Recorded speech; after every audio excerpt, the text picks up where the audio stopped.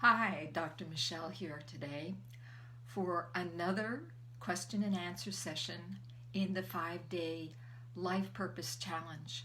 Today is day 3, and yes, this time I'm in the right group, so I'm glad that you're joining me. We're going to be talking about resistance. If you saw the training this morning, you can begin to see how resistance crops up. It oftentimes shows up as really, really good excuses for why you cannot proceed or move forward with your life purpose, with your vision, how you have to put it on the back burner, or how you get sidetracked. Sometimes it's external conditions. Well, we have the virus, and that's preventing you from moving forward because you can't go out and you can't speak. And it's really hard to get clients. This is an inside game. It's another excuse because there's always opportunity no matter how difficult the challenge is. I know that's easier said than done, but it is actually the truth. And when you get out of the habit of making excuses, you start to see that things change. But also, hi, thank you for joining. When you go deeper and find out what's underneath the habit, that's when you really change. Because there are actually patterns underneath that cause us to resist moving forward. Let me talk about some of the other patterns that show up, such as, hey Marcellus, thank you for joining again. You've been awesome. Have you figured out how to send me private messages? I'm going to send you a private message today and make sure that we connect. I just love your enthusiasm. And that reminds me, let me go briefly over what we've been covering. On day 1, we talked about setting intentions. Setting intentions. That is making our mind up that we are going to be doing something this week. That gets you into physical action and starts to build momentum. Thank you, Marcellus. The day 2 was about making a commitment. So making an intention is having an idea, but making commitment is taking action, committing to taking action every day. And you don't get the results unless you actually take action. We are spiritual beings having a human adventure. But in order for our spirit to manifest in this 3-dimensional plane, we have to use our bodies and our brains and the people around us to help us to create that, to create our purpose, our mission. And why do I say people around us? Generally, we are here to influence others, to be of service to others. So others are part of our mission. So yes, you need your community. That's making peace with the past, day 2, right? Yes, you do need to make peace with the past. But actually, you need to make peace with the past throughout your mission, because new things are going to come up all the time. And the resistance is a way for you to identify what it is that's holding you back. So let's pull back a little bit and understand what it is in the past that's giving us this resistance. And it's real, and it's powerful, and it works on so many different levels that it can bring you to a standstill. When we're born, when these wonderful spiritual beings come into human form, we come in when we are infants, when we are tiny, helpless, dependent infants. Is resistance bad? Nothing is bad, Marcellus. Nothing is bad. In fact, when your resistance comes up, it's an opportunity for you to heal. And the things that cause the resistance, so let me explain it, but the things that cause the resistance are part of your journey. And they actually help you by giving you tools and knowledge and gifts that are going to help you in your mission. They often provide you with the guidelines and the guidance for where you're going. So back to the infant, the very helpless infant. It's only recently that psychologists have come out with research that shows that human beings, human babies, need more than simply food, clothing, shelter. They actually need physical touch, affection, support, and encouragement from their family community. And when you don't get that, it has a huge impact, especially in the first 3 to 5 years, on your sense of self-worth, on your sense of your ability to accomplish things, on your sense of how you can participate in relationships. And different children have different life stories. I like to talk about the resistance coming from the biology and the biography. So here's where the biology comes in. As children, we, as human beings, we are wired to survive. We have very, very powerful systems in our physiology that ensure that we survive.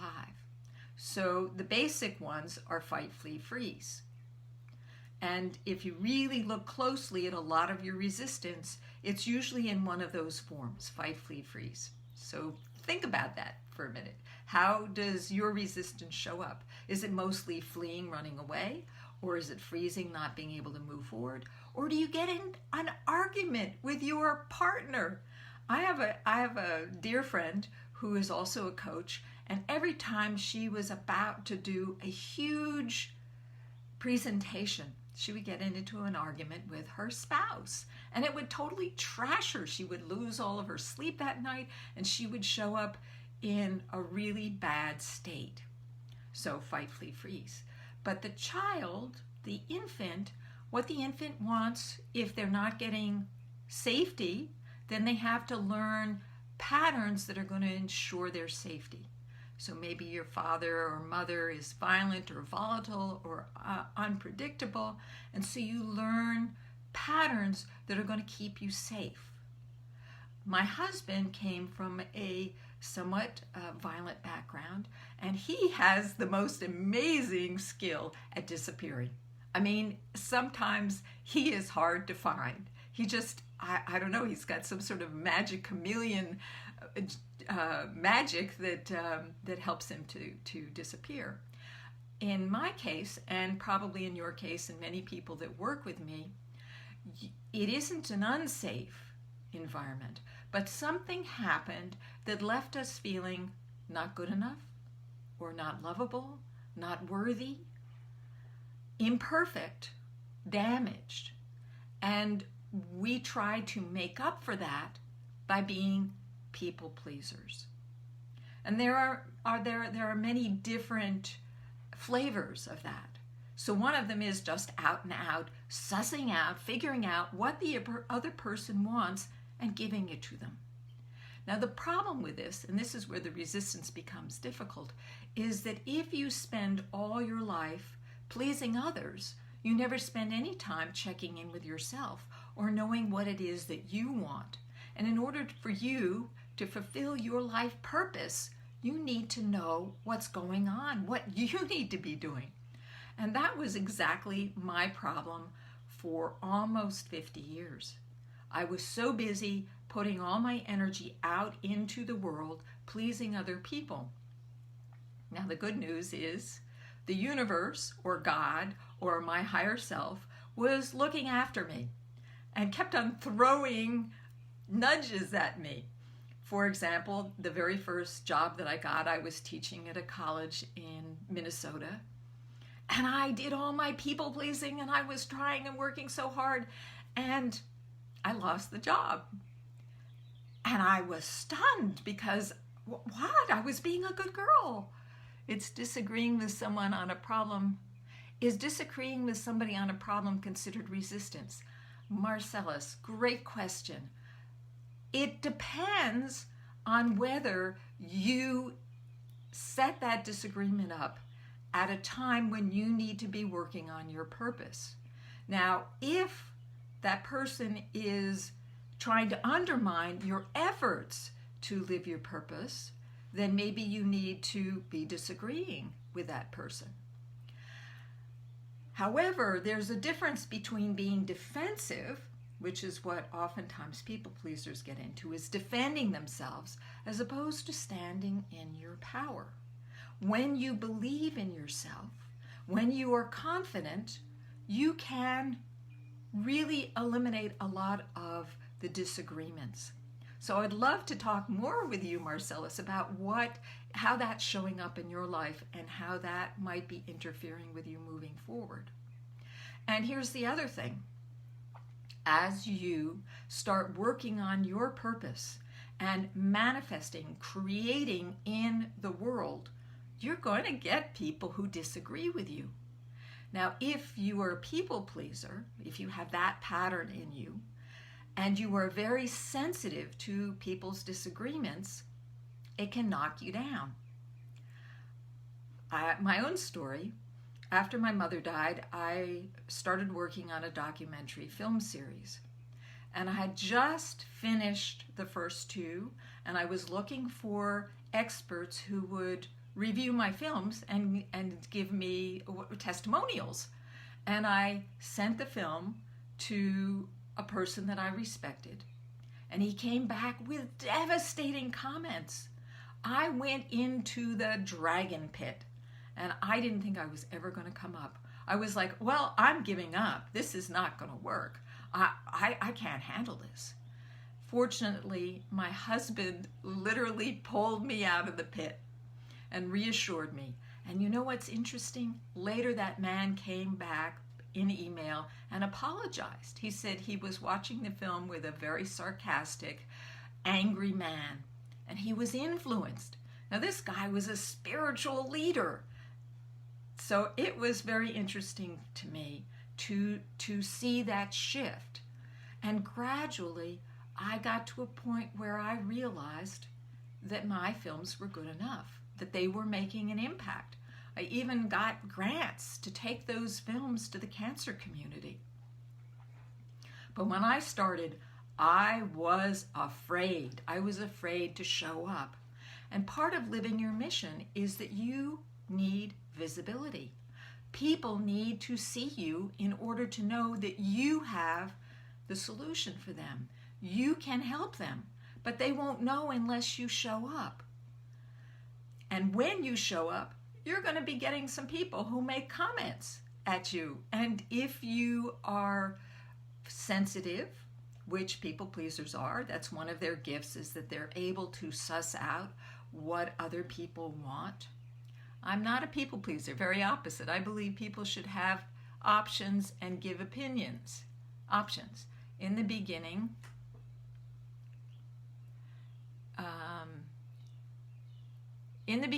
of life, God gave us options. So I get defensive when I'm boxed in without options. Great. So let me tell you about the other pattern that I work with, and that's remember I told you about the child who comes from a somewhat volatile or unsafe environment. And you don't have to have a violent parent. I worked with a client who came from a background where life, yes, I got it, life. This client came from a background where her father had left her mother. She was raised mostly by her grandmother, but when her grandmother died, she had to take control because her mother wasn't showing up. Her mother was a party girl. Her mother went out to the bars every night. And this 10-year-old child would have to go to the bars in the middle of the night and drag her mother home. And so she developed a pattern which I call the controller. And I run into these people, these kind of clients all the time. They do not feel safe unless they take care of everything. But notice, just like the people pleaser, they're putting their energy out into manipulating the world. The ultimate thing you need to learn to fulfill your mission is that everything is an inside job. That you need to work on yourself, you need to believe in yourself, you need to develop your self-confidence, and you need to take action. And you don't want to get sidetracked by these people who are going to disagree with you or even box you in. And if somebody's boxing you in, Marcellus, I've got to ask, why are they in your life? In what way do they also contribute to your sense of feeling safe or feeling worthwhile? And that doesn't mean that you throw them out. I'm a firm believer in the idea that we attract into our lives the very people that we most need to move us forward. But that takes awareness, and that takes action, and that takes changing the behavior patterns. So these small children, they learn these behavior patterns to protect them. So for example, I had a client who was sexually abused by her father, not violently, but she developed a habit or pattern of leaving her body. So for her part of her new pattern is coming back into her body. Now, I did the same thing, not because I was abused in any way, but because when my father left me briefly, but he left me, and he was the person I had bonded with, I cried for a long time, but my mother wasn't able to deal with me because she was moving a whole household to Japan. And so soon, or eventually, I realized that the crying was not helping me, and I didn't want to feel those emotions, so I tamped them down. And I hung out in my brain. I decided that my brain was my best friend, but that my body was not a good friend. So for many, many, many years, I used my intelligence, and it worked really, really well for a long time. And whenever I would have an upset, I would try to tamp those emotions down right away. Now, the other thing that happens is that our parents teach us that pattern. And both my father and my mother taught me that pattern as well. My father had lost his mother when he was 10 years old. She rode away in a car with his older brother and never returned. And the older brother never returned either. So he had all these issues around self-worth. And he tamped his emotions. He tamped his body down so much he couldn't even feel anything. And my mother, she was the daughter of an alcoholic. And her father, he was a sweet man. He was not a violent alcoholic, but he would come back. And her mother would be so angry that nobody would speak in the house for weeks at a time.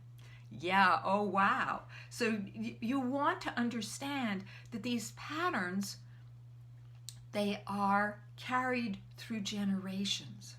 And it's up to us to change the patterns. It's up to us to heal the archetypal wound that is holding us back. My mother was an amazing person. She was a toy designer. She went to major toy companies and sold her designs. Hasbro, E.G. Dolls, Gun, Sears. She sold her ideas, but underneath, she felt like she wasn't good enough. And that held her back. What you believe about yourself influences what other people believe about you. It's just natural. So part of the process of stepping into your life purpose is healing those emotional wounds, developing that confidence. And you cannot fake it, because ultimately what we're talking about here is being authentic, being real. Especially if you're working in any kind of coaching industry, coaching, psychotherapy, healing, or consulting, where you're actually helping people on a very fundamental level. They need to trust you. And if you're faking it, they're going to feel it. Even though they don't know why, they may not be conscious of it, they're going to feel it. So Marcellus, I'll give you an example. I've been public speaking for over 20 years. I actually joined Toastmasters to get better. But in the course of doing that, I discovered that while I was very entertaining as a speaker, very powerful as a speaker, very few people would sign up. And that was because I was hiding behind, thank you, Marcellus, because I was hiding behind my intellect. I was being all brainy. I would overwhelm people with information.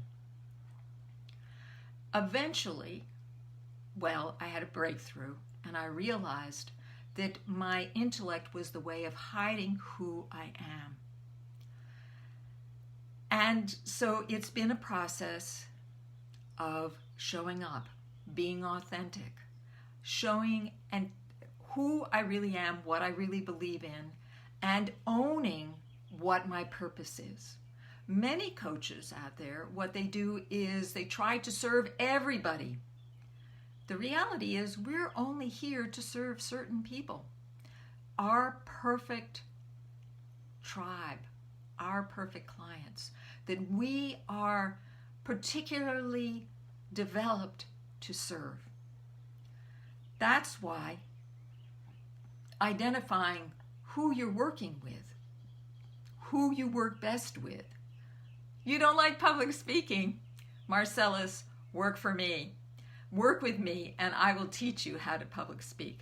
But if you don't want to do that, join Toastmasters.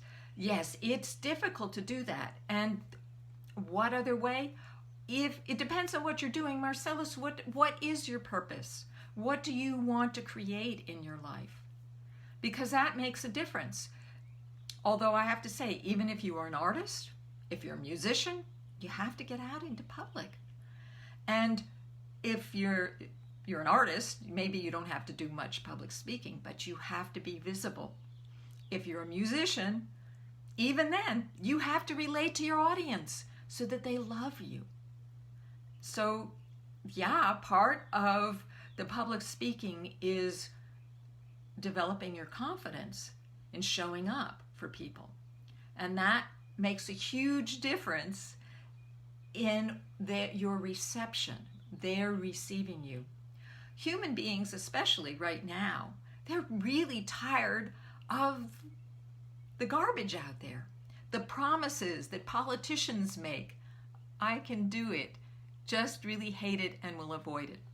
So Marcellus, I can teach you how to love what you do.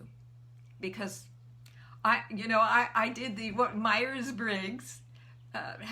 You've heard of the Myers-Briggs? It's a psychological series of questions to identify whether you're an introvert or an extrovert and how you are. You wouldn't believe it, but I'm an introvert. In fact, I'm so unaware of it that I forget that I'm an introvert because I'm always out there. But I am. I'm actually an introvert. It's hard for me when I'm in a big group of people to move around and connect with people. And I force myself. Yes, I totally get it. And yet, because we're introverts, oftentimes we're very sensitive, which is why we're introverts. We're afraid to go out there because the energy of other people is often overwhelming. There are tools that you can use to help protect you in those situations. But sometimes you just have to get up the courage and go do it. And accept not everybody's going to love you. Not everybody's going to be thrilled. Some of those people out there are actually going to be triggered by what you say. And that's okay, because not everybody is your client. Not everybody is there for you to serve. Only a few. And when I think about back when I was teaching college, not every one of those students in the classroom were my people. And the ones who were really smart and really bright, they loved me. It's just that the college actually had political reasons for getting rid of me. It had nothing to do with how well I was teaching.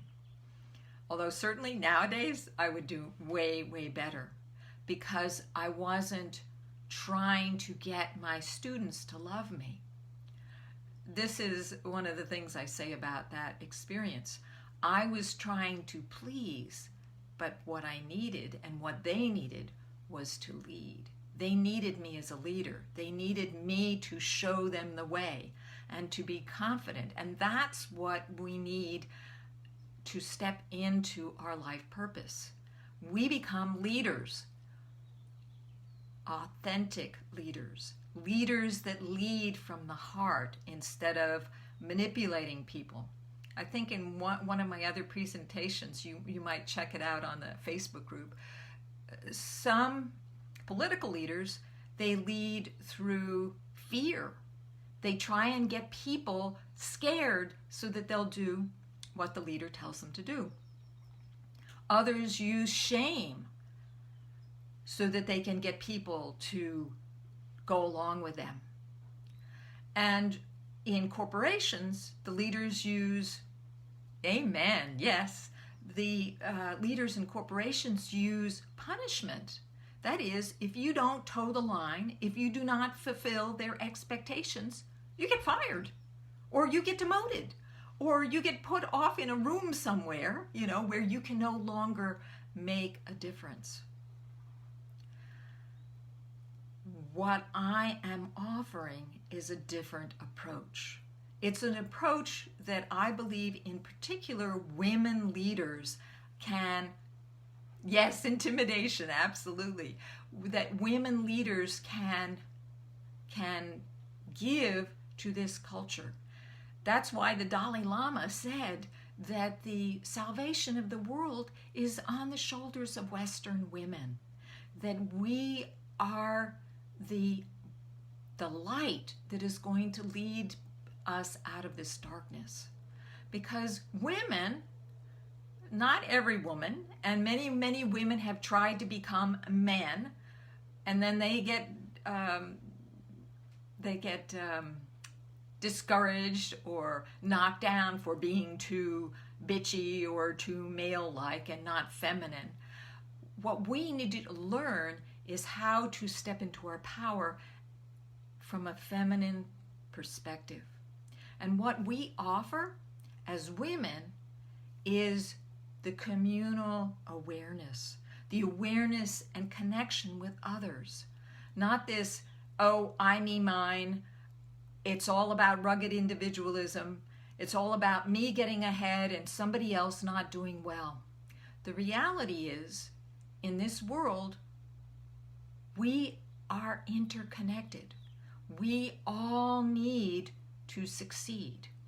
That's really my life purpose, is to enable as many people as I can, as many women as I can, to succeed. That you succeed in your purpose, that reverberates out in the world, and that affects other people. And it multiplies, and it just goes out. Because it isn't about just making the almighty dollar. Dollars are just energy. But sometimes we get caught up believing that that's what we need to do. It's, yes, sometimes we get caught up in thinking that making money is the most important thing. It's not. It's making a difference.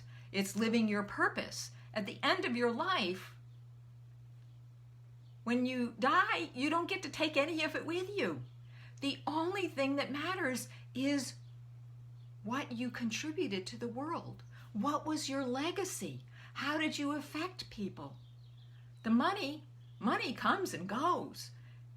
But if you truly, positively influence somebody, you have that forever, no matter what happens. So let's go back to resistance. So some of the ways in which resistance show up, as I said, fight, flee, freeze. But it shows up in a way that is not obvious. It's not like you necessarily run out of the house or run away, but that you distract yourself. And how many ways do we distract ourselves? My coach had me making a daily chart of exactly what I did every day, so that I could see where I was leaking my energy, where I was not on purpose, and also to recognize where was I taking my downtime. I don't know if you got a chance to look at the Facebook question answer session yesterday. I did post it on the wrong timeline. Sorry about that. But I did talk about how, for me, it's really important to have downtime. That time when I recharge my batteries and develop the energy that moves me forward. Because we're manifesting in these physical bodies, and they need to be fed, not just chocolate, not just potato chips. We need to feed them spiritual energy. And I find that the ways in which I get spiritual, yes, exactly, the way in which I get spiritual energy is by going out into my garden. I have beautiful flowers and I have vegetables, and every time I go out there, I feel uplifted. I also go out and take walks every day so that I get into nature. The other thing I've been discovering is that when I do my drawings, and it's hard because I'm really resistant to that, but when I do that, when I do my painting, when I work in that creative realm and work with my right brain, I get so much energy. So what do you do, Marcellus, for your downtime, for recharging your batteries? What do you do? Another thing that I do, I dance. I love to dance. And again, I don't do that nearly often enough. But it really, really moves the body in a way that is unlike anything else. To feel my body moving and to play uplifting, exciting, great beat that really gets me going. And then maybe afterwards something that's a little slower. Walking, yes. So where do you walk, Marcellus? Where do you like to walk? Singing, oh my gosh, yes. Singing is fabulous. It really, it helps you to use your breath, and breath, inspire, expire, inspiration. So as you're singing, you're really deeply breathing, and that brings in the inspiration. Yes, singing is a great, great idea. Thank you for sharing. So let's see, what else have to talk about? In the neighborhood. So do you sing to your neighbors, or do you just, as you're walking, sing? I've certainly done that as well. Childhood survival.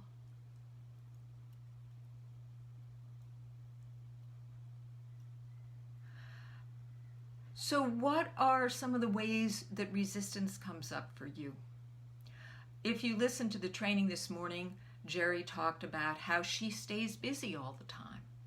And I certainly know this pattern as well. I can busy, that's why my coach told me to write down all the things that I do. Because a lot of the busyness is just avoidance. It's not really getting the results that you need. No, when I'm working, I'm teleworking right now. Good for you. Excellent. Are you working for a company right now, or are you working for yourself? Sometimes when you're working for somebody else, you feel like you need to be working all the time. And yet it's really important to take breaks, not only because it's kind to your body, but you take breaks to recharge your batteries. And we unfortunately live in a culture that believes that you should be working all the time, like you were on an assembly line, and that assembly line never slows down. And that is so damaging, and it's so foolish, and it has nothing to do with success. You're a social worker, Marcellus. That is wonderful. And yes, it really can drain your energy because you're giving out and you're giving out, and those people have so much need. They need your support, and they're desperate.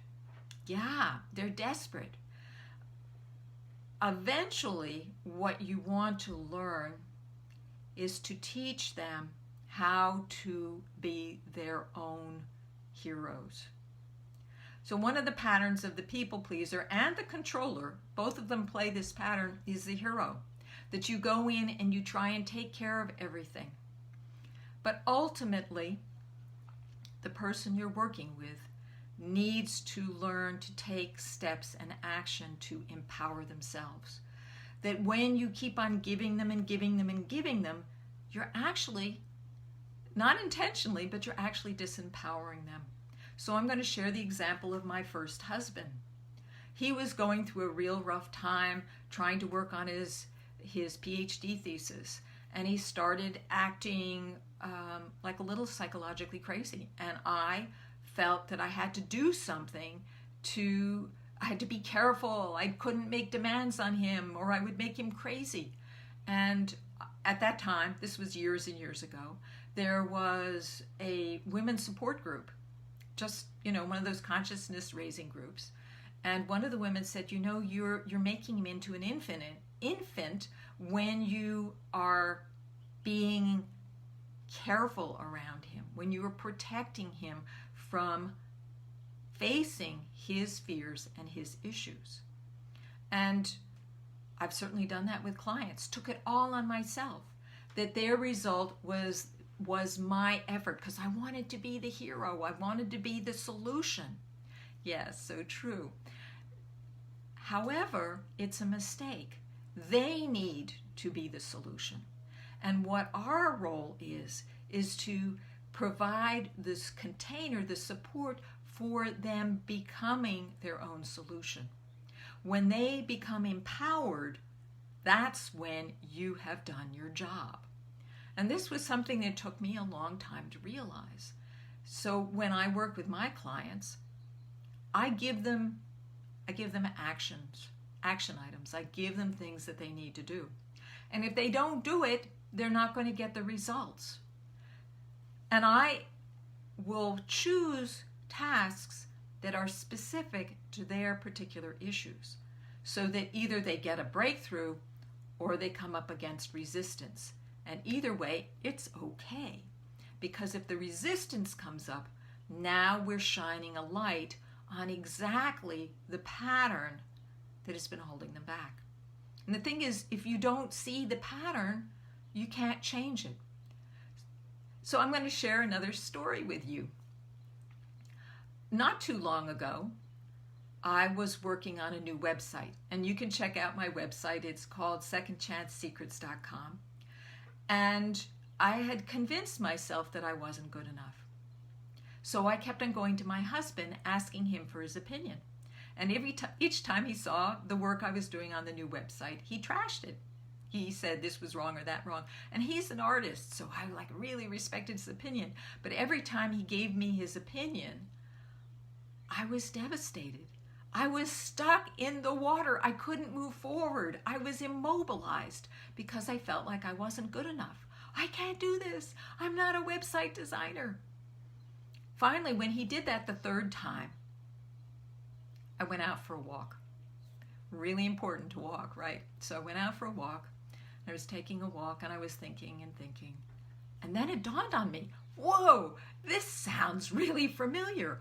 Why am I trying to please my husband? Yes, good. I'm glad you take a walk when you're upset. Why am I trying to please my husband? He's not even my client. He's not who I need to please.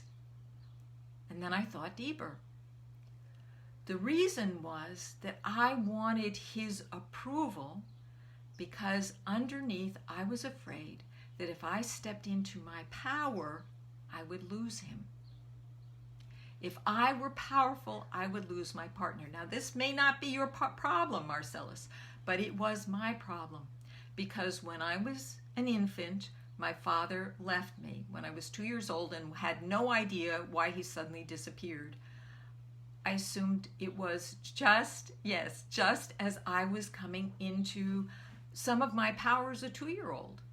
Yes, and then later on, many years later, my first husband left me just as I finished my PhD, just as I got a promotion at the job that he was fired from. Now, my rational mind said, oh, that's a midlife crisis. But the inner child, I felt abandoned. And I was convinced that if I were powerful, if I am powerful, I will lose my partner. It's not true, but you can see how that belief can influence you on the most subtle of levels and hold you back. And so you can just reach to a certain level. I'm not sure why I need his approval on all that I do. Yes, well, we can talk about that. We can definitely talk about that. Do come to the webinar on Friday, because there will be an opportunity to interact more face-to-face instead of kind of through this little tiny hole that I'm looking at right now on my iPhone. But yes, in some ways, we are meant to serve our partners, but they can also hold us back. And it's not because they're bad, it's because they are protectors and they want to keep us safe. It kills my husband to see me not doing well. When I'm doing well, no problem. He's like, okay. But when I'm struggling, and of course, when you're first working on your purpose and those old patterns get in the way, you're going to have some times when you feel really frustrated and really feel inadequate. And then the husband comes in and he wants to take care of you. The other reason, and this is the more insidious reason, is that if you can get his approval, then you feel like you got his blessing, and then you're okay. And if things don't work out, well, he gave you his approval. But to stand in your power and say, I'm going to do this whether I fail or I succeed, because this is the only way I can move forward. That's very different. That's when you really stand in your power. That's when you really get what it means to have confidence. And then, if it doesn't work out, it doesn't. Yes, thank you.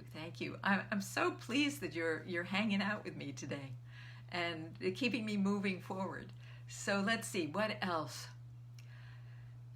So I am going to be doing a training down the line, if you stay in the Facebook group, on how to enroll your husband in your mission, how you enroll them.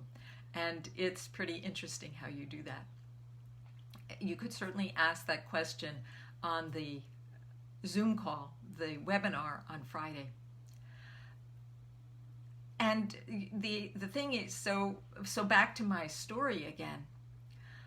I had been working with these coaches, and I had really upgraded myself, had upgraded my program, had upgraded my prices, and I was doing real well, and I had actually gone through my first 10K month. And I got scared.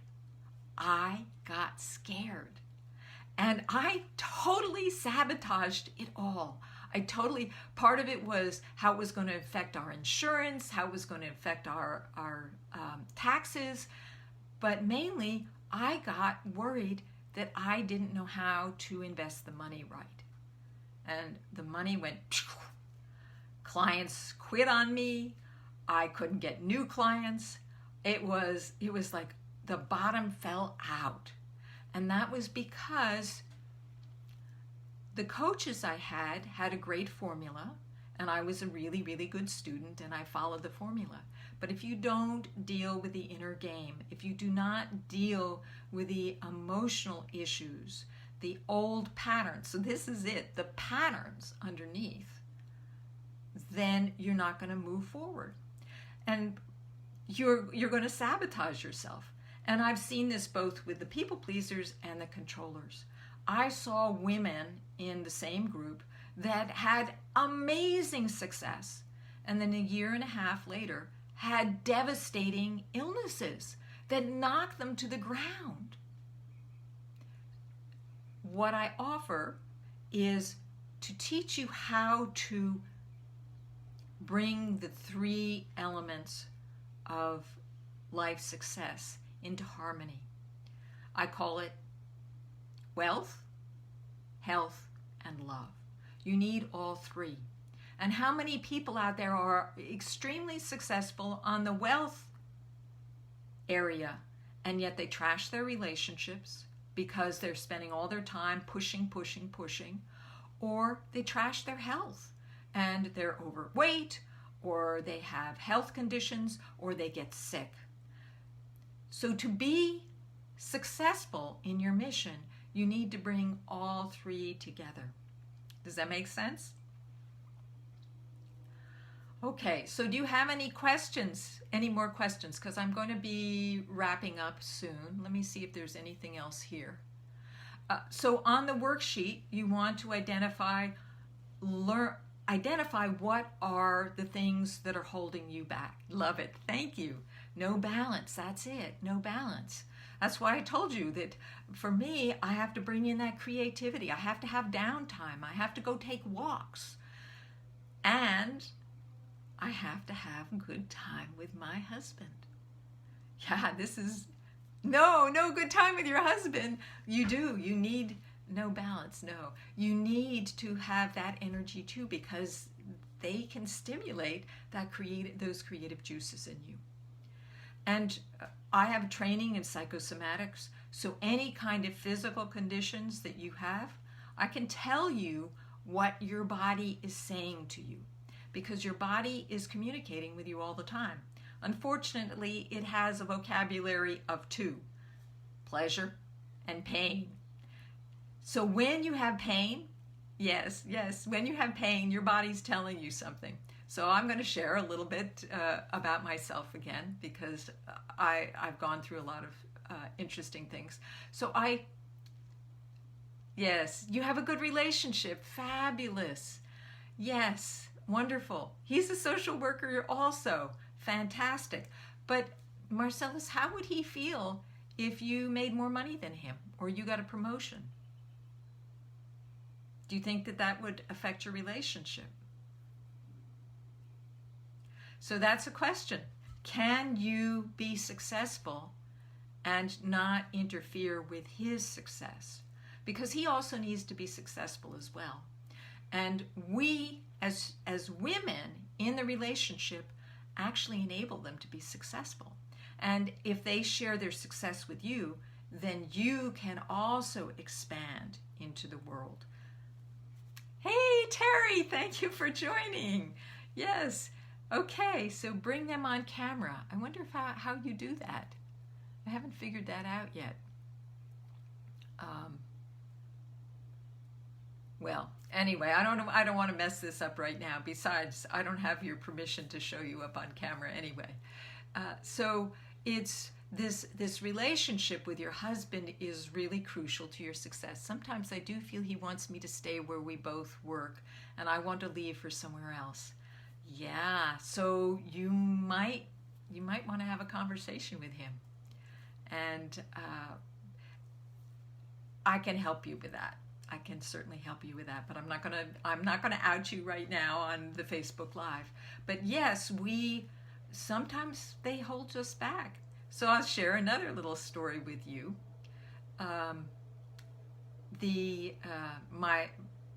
After I got my PhD, my father came to visit me.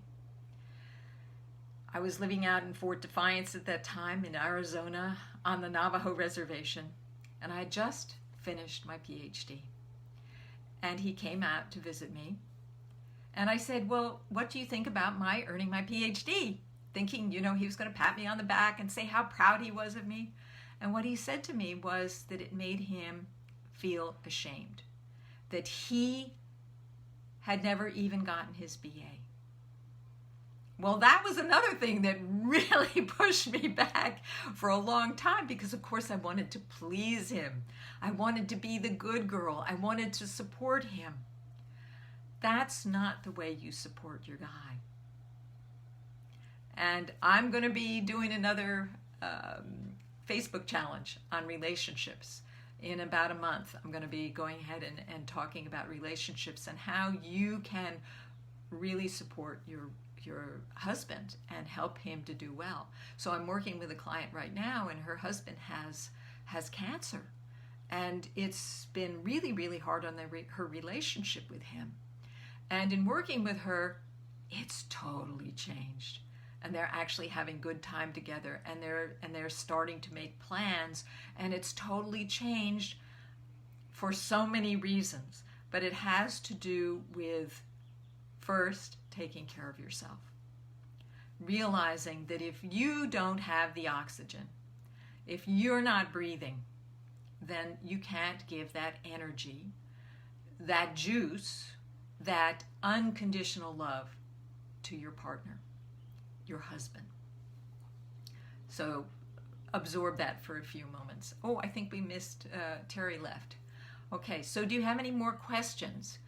I'm going to just check my notes and see if there's anything else. Oh, right, so I was telling you about going through the worksheet. So you want to identify what are your patterns. And, oh, right, I was telling you the story of one of the times my body was telling me what was going on. So I broke my middle toe on my right foot.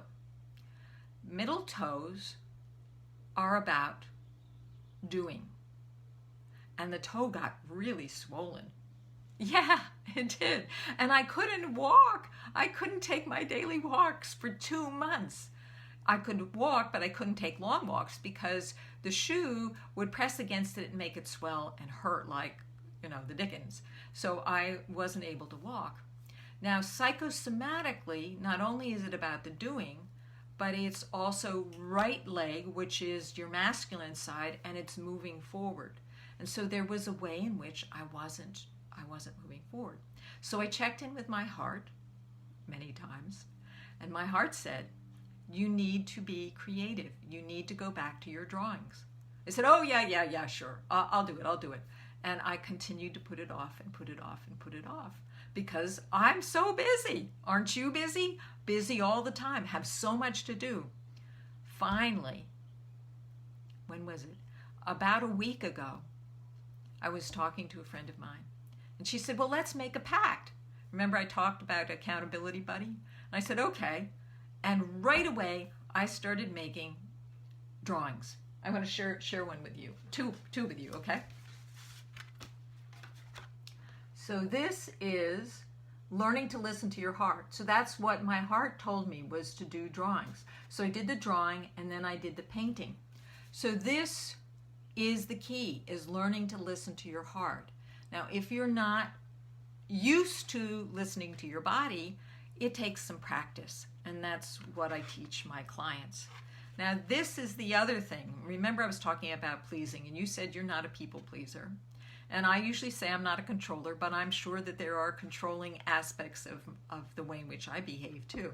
So this one, cool. This one is about pleasing. We all love it when everybody in our community loves us. We love it. We feel so good. I mean, I'm feeling wonderful because you're here with me and you are communicating with me.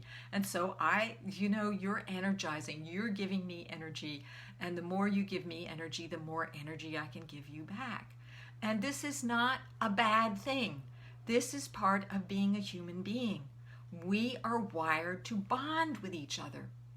And that's actually perfect for our life mission because we're here to make a difference for other people, to influence them, to inspire them. In my particular case, I'm totally committed to enabling people like you who are change makers, who are living in there. I'm wondering if I am. I'm here to I like that everyone is happy. Yes.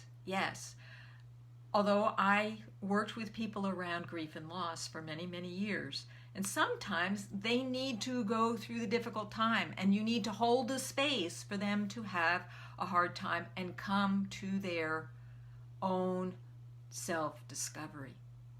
But in the beginning, I was always wanted to figure it out for them and then hand the solution to them on the silver platter.